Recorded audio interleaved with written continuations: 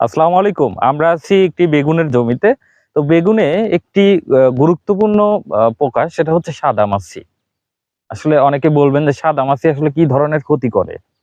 আ বেগুন ছিদ্র করে না, বেগুন নষ্ট করে না। তাহলে কি ধরনের ক্ষতি করে সাদামাছি? সাদামাছিটা আসলে ভাইরাস বহন করে। আপনার জমিতে ১,০০০ পিস গাছ আছে। সেই গাছকে আপনি সুরক্ষা দিতে হলে সর্বপ্রথম আপনাকে সাদামাছিটা নিষ্কাশন করতে হবে।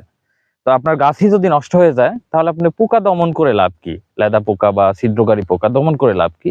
এ কারণে আপনাকে ১ম এ সাদামাছি, থিপস, মাকড় এগুলাকে আপনাকে দমন করতে হবে। ভাইরাস বহনকারী যে পোকাগুলা সেগুলোকে দমন করতে হবে। তো সাদামাছির জন্য আসলে অনেক ভাই প্রশ্ন করেন যে কি ধরনের কীটনাশক আমরা ব্যবহার করব? সাদামাছির জন্য কিন্তু আপনি কাঠটাপ দিলেও রেজাল্ট হবে। কিন্তু বারবার একটা জমিতে আপনি কাঠটাপ দিলে কিন্তু সেই রেজাল্টটা আপনি পাবেন না। সেক্ষেত্রে আপনি উলালা দিতে পারেন, অলিক দিতে পারেন, ইমিডাক্লোপিড গ্রুপের যেকোনো কীটনাশক আপনি ব্যবহার করতে পারেন।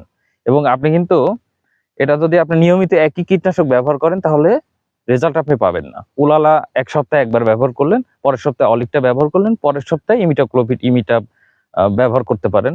এভাবে যদি আপনি নিয়মিত ব্যবহার করেন সাদামাছি কিন্তু আপনি নিষ্কাশন করতে পারবেন। আশা করি বুঝতে পারছেন। ধন্যবাদ।